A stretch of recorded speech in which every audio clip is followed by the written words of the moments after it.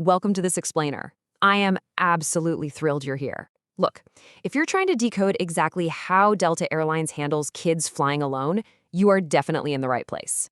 Today, we're taking a deep dive into Delta's super specific, strict, but honestly really reassuring policies for unaccompanied minors. We're going to break down the whole shebang, from that initial booking all the way to pickup. So let's just jump right in. Sending your child flying solo? It's a huge adventure for them. But yeah, it's naturally kind of terrifying for you, right? Anyone who's navigated the sheer chaos of a busy airport knows exactly how stressful it can get. But here's the good news. Delta doesn't just, put a kid on a plane and cross their fingers. They have a completely locked down, heavily verified system to make sure everything goes off without a hitch. Our goal today is to map out every single requirement of that system so you can have total peace of mind. All right, so here's our flight plan for today. We'll cover Delta's ground rules, calling to book, the drop-off process, the mandatory security pin, and arrival and pickup. Okay, Section 1, Delta's ground rules. Let's look at age and flight limits. So, age literally dictates everything in this policy.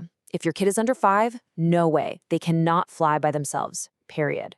For ages 5 to 7, the Unaccompanied Minor program is absolutely mandatory, and they are strictly limited to nonstop flights only, no connections allowed. Now, moving up a bit, for ages 8 to 14, the program is still mandatory, but they do get a little more flexibility. They are allowed to take connecting flights. But what about older teens?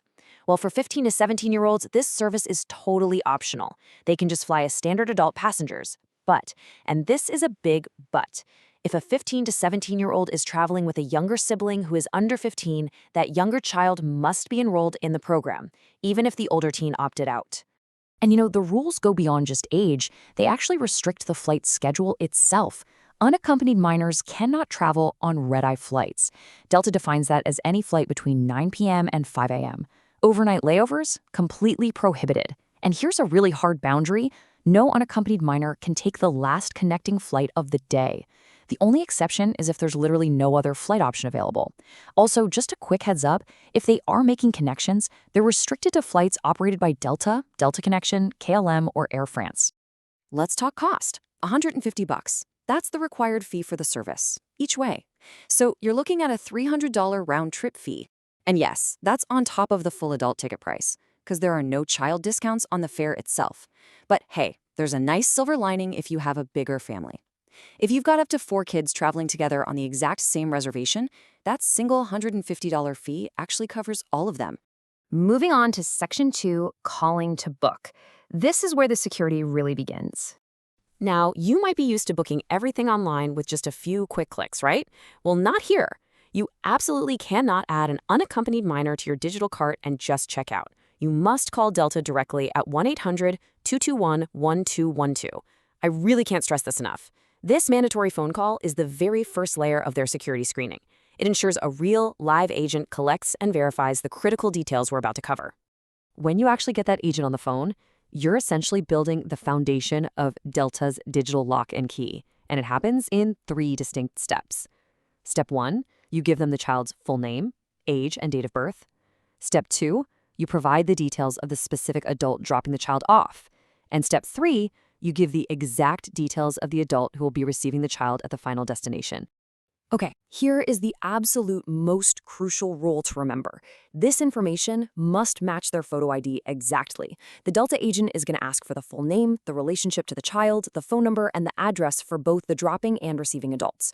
Look, if the receiving adult goes by Bob, but his government ID says Robert, you have to use Robert. The address you give over the phone has to be the precise address printed on that physical ID card.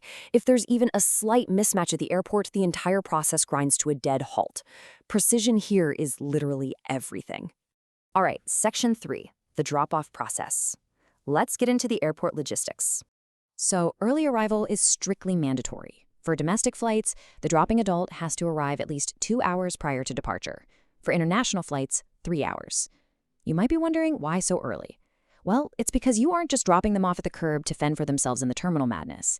You actually have to go to the Delta counter, check in, verify your ID against exactly what was provided on that initial phone call, and obtain a special gate pass so you can personally escort the child through airport security. And speaking of the dropping adult, who, by the way, must be at least 18 years old, you walk the child all the way to the boarding door. That's where a Delta staff member takes over and escorts them onto the actual plane. But listen to this, you cannot leave. You have to stay at the gate until the plane actually takes off. This is absolutely non-negotiable. Think about it. If that flight gets delayed on the tarmac or has to return to the gate for whatever reason, you need to be right there to take custody of the child again. Only once that plane is literally in the air are you free to leave the airport. Which brings us to Section 4, the mandatory security pin, the ultimate safeguard. Okay, so when you're standing at that Delta counter doing the initial drop-off check-in, you're going to create a unique 4-digit security pin. This right here, this is the linchpin of the entire operation. Delta will absolutely not release your child at the destination to anyone who doesn't have this specific code. You've got to take this pin and communicate it directly and privately to the designated receiving adult. Seriously, don't just text it to the child, and definitely do not share it with anyone else. Because the system is locked for security reasons, that exact ID matching we talked about on the phone is vital. Once you lock in that 4-digit PIN at check-in, the names of the dropping and receiving adults cannot be casually changed. You can't just call them up an hour later and say, hey, actually, Grandma's going to pick him up instead of Uncle Joe. The digital lock is fully engaged to protect the minor. Now, obviously, life happens, right? If a real emergency occurs and the designated receiving adult just cannot make it, there is a very strict protocol. You must immediately contact Delta's specific unaccompanied minor desk. They'll guide you through a highly strict verification process to alter the pickup details. The main takeaway here? Do not wait until the last minute if a change is needed, because honestly, they are not going to bypass their security protocols just for convenience. Finally, Section 5, arrival and pickup, bringing it all home. So the designated receiving adult needs to arrive early at the destination airport and head straight to the Delta ticket counter. Just like a drop-off, they need to obtain a gate pass to go through security and meet the child right there at the arrival gate. And here is exactly where all our previous steps converge. They have to present a government photo ID that perfectly matches the details given during that initial booking phone call. Plus, they have to provide that secret 4-digit PIN you created at departure. A Delta staff member verifies the ID, verifies the PIN, has the adult sign a release form, and only then is the child safely handed over. So is a little extra logistical paperwork worth absolute peace of mind? Delta demands absolute compliance, right? The exact IDs, the rigid timelines, that secret 4-digit PIN, it's a lot. But consider the alternative. When you're trusting an airline with your absolute most precious cargo, wouldn't you rather they have a system that is literally impossible to bypass? It's a lockdown system designed to ensure your child is only ever released to the exact person you trust. Thanks so much for joining this explainer. Safe travels.